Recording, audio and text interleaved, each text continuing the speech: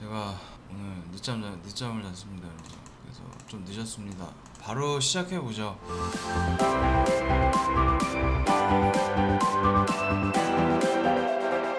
자, 일단은 어제 시장을 좀 봐야 될 텐데, 어제 고용보고서 발표가 있었습니다. 그래서 이번 주에 예정돼 있던 이벤트들 중에 가장 시장에 영향을 많이 끼치는 그 경제 지표였는데 어제 이제 발표가 됐고, 그다음에 오늘은 그 미국이 독립기념일이에요. 그래서 아마 제가 알기로는 주식시장은 휴장이고 선물시장은 조기 종료인가 그걸로 알고 있는데, 보통 이제 현물이 휴장이면 선물시장에서 큰 움직임이 없습니다. 그래서 오늘은 그냥 같이 쉬시는 게 맞는 것 같고, 어제 논팜이 발표가 됐는데 일단은 다들 뭐 알고 계시겠습니다만 굉장히 좋게 나왔습니다. 블로우 아웃이라고 누가 얘기하던데 굉장히 좋게 나왔고, 좀 숫자로 정리를 해드리면 일단 비농업 부분 취업자 수, 그러니까 예상치가 320만이었는데 어제 이제 480만으로 발표가 됐어요. 그래서 많이 놀라울 정도로 굉장히 좋게 나왔었고, 그 다음에 여기를 좀 세부적으로 뜯어보면 그러니까 여러 가지 업종들이 있어요. 그래서 거기서 어떤 것이 제일 많이 이렇게 그 영향을 주었느냐, 이거를 우리가 좀 봐야 돼요. 그러니까 좀 디테일하게 봐야 돼요. 결과치만 보지 말고. 그러니까 여가 및 숙박업 고용이 굉장히 큰 폭으로 증가를 했습니다. 그러니까 여가 및 숙박업이라는 거는 사실 팬데믹이 터지면서 가장 큰 영향을 받았던 그 섹터잖아요. 근데 가장 크게 영향을 받았던 섹터가 가장 크게 또 반등을 했다, 이렇게 보시면 되고, 반대로 어떤 금융이라든지 기업 서비스, 어떤 이런 고소득 직종의 경우에는 굉장히 상승폭이 미미합니다. 그래서 아까 그 처음에 여가 숙박업 이쪽은 무려 209만 명이 증가를 하면서 21%가 증가를 했는데, 반해 전문 및 기업 서비스, 그러니까 고소득 직종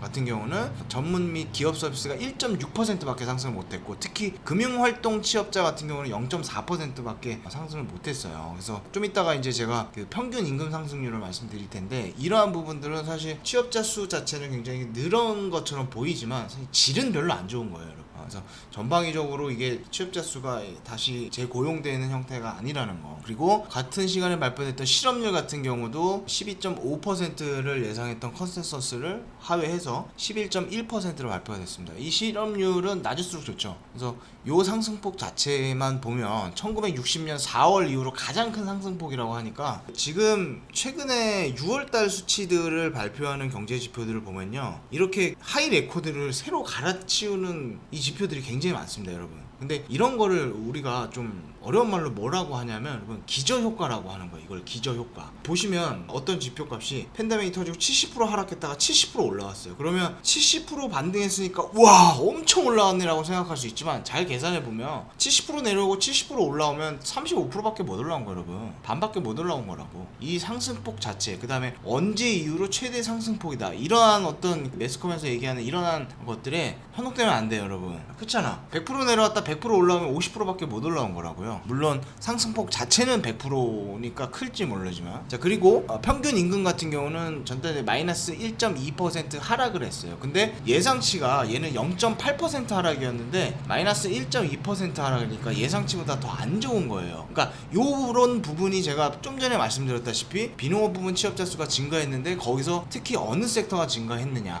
보니까 사실은 임금이 좀 다소 낮은 대인 접촉이 많은 어떤 저임금 쪽이 지금 많이 올라오고, 고임금 쪽은 상승하지 못하면서 실업률이라든지 취업자 수는 늘었지만 평균 임금 같은 경우는 빠지는, 그러니까 이런 게 있는 거죠 지금. 그래서 요거를 우리가 정확하게 봐야 됩니다. 무조건 좋게 나왔다고 와 이렇게 아니에요, 여러분. 정확하게 봐야 돼. 그리고 그러니까 평균 임금 같은 경우도 음식, 숙박, 소매 이런 대인 접촉이 많은 이런 섹터의 고용 회복세가 컸다는 걸 의미하고, 그 다음에 같은 시간에 발표된 신규 실업수당 청구 건수 같은 경우는 어제도 142만 7천 건을 기록해갖고, 요건 이제 주간 지표잖아요. 매주 목요일날 발표하는. 저번 주 대비 소폭 감소하기는 했습니다만 지금 감소하는 폭 자체는 누워버립니다. 그래서 이 표를 제가 좀 보여드리면, 이게 이제 신규 실업수당 청구 건수인데 팍 내려오다가 지금 옆으로 이제 기어버리죠. 이게 왜 중요하냐, 여러분. 얘는 주간 지표다 보니까 사실 고용시장이라든지 지금 어떤 이런 전체적인 분위기를 보여주는 파괴력은 많이 없지만 가장 빨리 반영해서 나타내주는 표예요. 근데 고용 지표가, 여러분, 어제 요거 보시면, 자, 이게 지금 어제 S&P 일간 차트인데요. 어제 갭상을 많이 했죠. 왜냐면 장 시작하기 전에 고용보고서가 발표하니까. 근데 어제 굉장히 좋은 서프라이즈로 발표를 해서 쭉 갔다가 결국에는 종가 전강후약이라고 하거든 이거를. 근데 이런 전강후약의 형태의 어떤 이 시장의 흐름이 나왔던 것도 사실은 제가 지금 계속 말씀드렸다시피 고용보고서가 굉장히 좋게 나오기는 했습니다만, 여러분 이 고용보고서가요 어떻게 언제 집계가 되냐면요, 매달 12일이 껴있는 그 주를 집계를 해요. 그러니까 어제 발표한 지수는 사실은 6월 12일이 껴있는가 6월 둘째 주에 집계를 해서 발표를 하는 거란 말이에요. 그게 전국에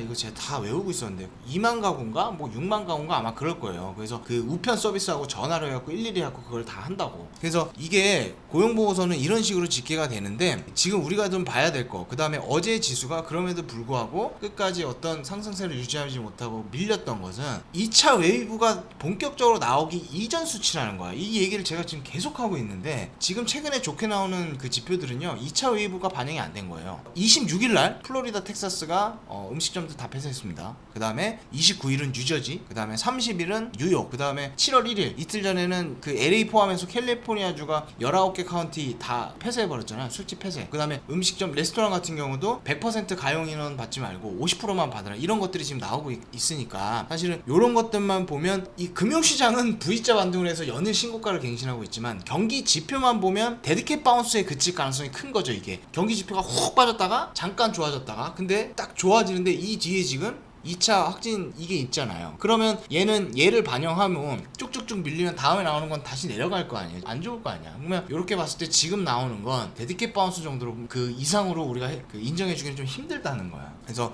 이러한 것들이 아마 시장에서도 그 반영이 되면서 어제 하루 흐름이 이렇게 나오지 않았나 싶어요. 그리고 종목별로 좀 가보면 눈에 띄는 게 페이스북하고 구글이 지금 딱 대조되게, 구글은 1.94%, 페이스북은 1.74%, 이 가운데 위쪽에 보시면 한 놈은 녹색, 한 놈은 빨간색이잖아요. 근데 이제 요거 같은 경우는 어저께 이제 뭐 언론 보도된 것 좀 살펴보면 페이스북이 지난주부터 해서 지금 광고 보이콧 당하고 있잖아요. 그래서 이거에 대한 반사 이익을 구글이 가져갈 것이다, 그런 게 나오면서 페이스북은 하락, 그 다음에 구글은 상대적으로 이제 반등이 나온 2% 가까이 상승을 하는 그런 모습을 보여줬고, 여러분 테슬라가 이거는 우리가 차트를 좀 보면서 얘기합시다. 차트를 제가 빠르게 캡처를 할게요. 테슬라가 어제도 여러분 8%가 상승했어요. 8%가. 테슬라 저기 심볼이 TSLA예요. 자, 이게 이제 테슬라 주가인데 여러분 정말 저세상 주식입니다. 저세상 주식. 어제 종가가 1208.66불로 끝났습니다. 정확하게는 7.95. 재밌는 거 알려드릴까요? 제가 얘 언제 매수했는지 아세요? 처음에? 제 평균 단가가요 여러분 360불이었어요. 제가 이날 매수했거든. 360불. 360불이었어. 근데 저거를, 그래서 지금 제가 대충 계산해보니까 3배 이상이 나온 거야. 3배 이상이. 300% 이상이. 진짜 환장하지 진짜. 어쨌든 테슬라 같은 경우도 8%가 상승했고, 생산 중단이 있었음에도 불구하고 연간 생산이 4.5% 감소에 그칠 것이라는 거. 그다음에 뭐 중국의 자동차 판매가 전기차 위주로 지금 최근에 뭐 급등하고 있다고 해요. 그래서 뭐 이러한 것들이 전해지면서, 근데 제가 볼 때 여러분 저거 쇼커버야. 저 공매도나 매도 친 애들 다, 그러니까 이게 신규 매수자들이 매수하면서 지금 올라오는 흐름이 아니고요. 저거 꼬라지 보니까 공매도나 이런 하는 애들 있죠. 공매도 하는 애들이 환매수하는 물량 때문에 이렇게 휘리릭 말하면서 올라가는 그런 움직임이 보여요. 그래서 CFD로 저거 그냥 쇼 쳐버려야 되는 건데, 저거 뭐 오늘 휴장이니까 다음 주에 좀 보고 한번 판단해 봅시다. 그리고 이제 또 한 가지, 조금 제가 서두에 계속해서 고용보고서가 결과치는 좋지만 질은 별로 안 좋다라고 말씀드린 것 중에 하나가, 어제 시장 흐름 자체가 그렇게 나왔습니다. 차트를 보시면 얘가 골드인데 쭉 빠졌다가 발표하고 쭉 빠졌다가 다 말아 올려버리죠. 그래서 골드 같은 경우는 뭐 어제 블룸버그 전략 헤드 바트 멜렉 이 양반도 이야기를 했습니다만, 이번 경기의 회복세 자체는 V자 반등처럼 보이기는 하지만 아직도 매우 낮은 수준이면, 그러니까 아직도 매우 낮은 수준이라고 하는 게 제가 아까 말씀드렸다시피 100% 빠졌다가 100% 올라와봤자 50%밖에 못 올라오는 거, 그런 낮은 수준이면 어떤 이러한 회복 자체도 점점 둔화될 것이다 라는 것을 금투자가 모두 알고 있다. 점점 이러한 회복이 둔화될 것이라는 거는 바로 여러분 뭐에 의해서 지금 알 수 있어요? 제가 아까 말씀드렸다시피 요거죠. 요거처럼 회복이 둔화된다는 거. 그러니까 지금 금투자자들은 이러한 상황들을 전부 다 알고 있다는 거예요. 그리고 그렇기 때문에 지나친 매도는 하지 않을 것이다, 뭐 이런 얘기도 했습니다. 그러한 것들을 전형적으로 지금 보여주고 있죠. 어제 장도 골드도 그랬었고, 사실은 채권도 그랬어요 여러분. 10년물로 보면 쭉 밀렸다가 다시 다 해서 결국 종가 고가권을 형성해서 마감해버리는 이런 지금 상황으로 전개가 되고 있다고 봐야 됩니다. 어찌됐든 나스닥을 필두로 해서 전체적인 시장은 위쪽으로 계속 추세가 열려 있는 거는 맞아요. 섣불리 고점을 예단할 수는 없을 것 같긴 해요. 근데 그 지표가 있더라고. 제가 그거 캡처해서 못 보여드렸는데 지금 전체적으로 시장의 종목 쏠림 현상이 너무 심해진다는 거예요. 건강한 시장은 모든 섹터가 고르게 틱틱틱틱 올라가 주는 게 좋거든요. 환매수가 일어나면서 어느 날은 이 녀석이 강하고 이 녀석이 좀 약할 땐 이 녀석이 매수세가 들어오면서 강하고, 그래서 이렇게 모두 손에 손잡고 이렇게 가는 게 시장이 굉장히 좋은 시장인데 지금은 특정 종목의 쏠림 현상이 굉장히 강하다고 하더라고요. 그래서 이런 것들은 사실 뭐 별로 좋진 않죠. 그래서 모르겠어요. 좀 올 때까지 오지 않았나. 어제도 제가 이제 톡방에서 그냥 농담 반 진담 반으로 돈 많으면 그냥 때려버리라고. 왜냐면 그 사망자 수도 지금 조금씩 올라가요. 어찌됐든 확진자 수의 증가를 대부분의 10대, 20대, 30대 젊은 연령층이 차지하고 있기 때문에 사망자는 이거랑 똑같이 가지는 않고 있습니다만 사망자도 지금 꿈틀꿈틀 하는 움직임이 좀 보인단 말이에요. 근데 여러분, 만약에 사망자도요 확진자 쫓아서 3파동 가게 되잖아요. 그러면서 바이든에 대한 지지율이 올라가고 트럼프가 계속 입지가 좁아지면 이거 떡락 나올 수 있어요. 왜냐면 대선 이슈로 어떤 전체 큰 이 테마가 옮겨갈 수 있어요. 이제는 점점 대선이 다가오잖아요. 근데 여러분, 만약에 바이든 되면, 만약에 민주당이 상원 하원까지 다 잡으면 난리나. 여러분, 상원까지 잡아버리면 그러면 진짜 금융시장 큰 하락 나올 수 있어요. 그래서 그런 것들을 염두에 두면, 만약에 다시 순서를 다시 정해봅시다. 확진자는 이미 2차 대유행이 나오고 있고 사망자는 아직은 그 흐름을 쫓아가진 않지만 조금씩 꿈틀대는 상황에서 지금 대선 바이든하고 트럼프의 지지율은 점점 격차는 벌어집니다. 이렇게 되면요, 트럼프는요 뭔 짓이든 할 거라고. 이 자식 가만히 있지 않을 거예요. 그럼 무리수를 막 던질 거라고. 무리수 던지다가 이게 잘못하면 어떤 정치적 큰 변동성을 야기하잖아요. 갑자기 막 중국에 막 관세 막 원복시켜버리고 막 이런 또라이 탈 수 있다고. 이럴 게 없잖아. 트럼프는 당선돼야 되는데. 그러니까 이런 게 나오면 시장은 크게 흔들릴 수 있습니다. 그치? 사망자 수까지 늘어버리면 다시 셧다운 들어가는 거예요, 여러분. 다시 거기다가 지금 정치적인 이런 것까지 껴들어 버리면 시장은 사실은 크게 흔들릴 수도 있는 가능성이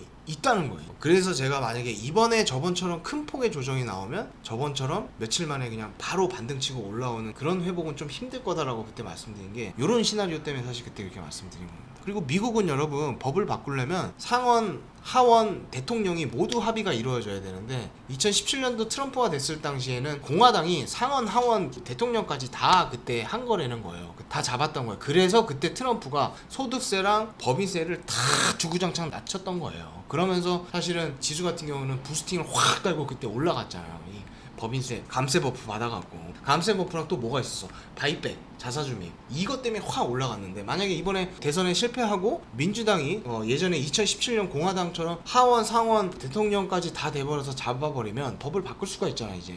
그러면 어떻게 하겠어? 그러니까 제가 여러분, MMT 이런 거 제가 괜히 찍은 게 아니에요. MMT로 가면 뭐예요? 돈 풀면서 이 늘어난 정부 부채를 뭘로 메꾼다는 거야? 증세로 메꾼다는 거잖아요. 그러면 낮췄던 소득세랑 법인세 다 올리겠지, 이 바이든 할아버지가. 그러면 그것 때문에 버프 받아서 올라갔던 주식시장은 팍 내려오겠지. 근데 이거는 아직은 뭐 당면한 과제는 아니고 어느 정도 시간이 있으니까 이건 좀 지켜봐야 될 것 같다 라고 우리 김일구 상무님이 이야기를 하는 걸 제가 듣고 전달하는 겁니다.